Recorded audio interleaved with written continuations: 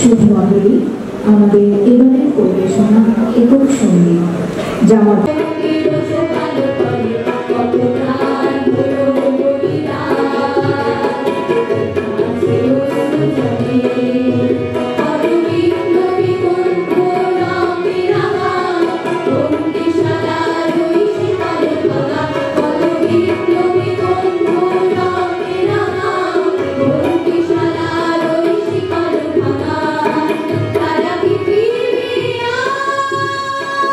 Para vivir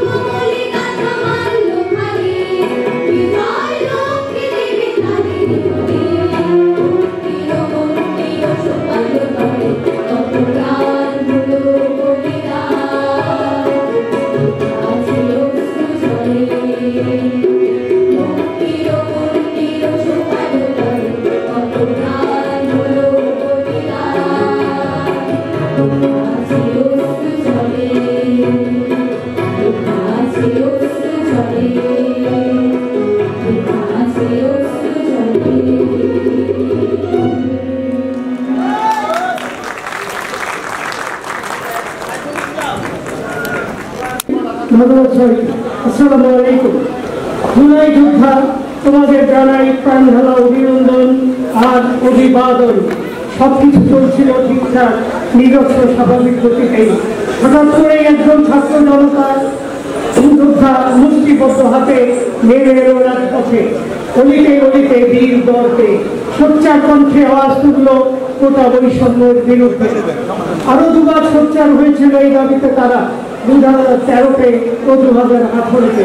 পতিত সরকারের অবহেলায় তারা ভিতরে ভিতরে ফুসছিল দ্রোহ, যন্ত্রণা আর ক্ষোভের আগুনে ওদের ভিতরে জ্বলছিল। আবারও জুলাই 24-এ তারা নেমে এলো রাজপথে দুর্বার গতিতে। আজ আর তারা শান্ত নয়, এবার তারা ঘরে ফিরে যেতে আসেনি।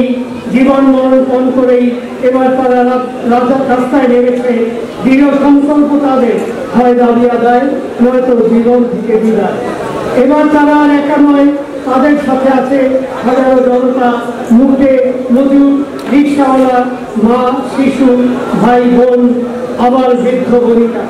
রাগে ক্ষোভে যন্ত্রণায় এক একজন যেন হেঁটে পড়ছিল। ট্রেনে মশর থেকে নামাতে চাইছিল ফ্যাসিবাদ লুটেরা সরকারকে।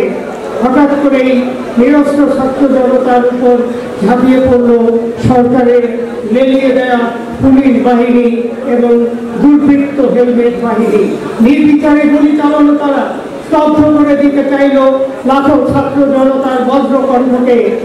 একে একে শহীদ হলেন শত শত ছাত্রছাত্রী আর সাধারণ জনতা।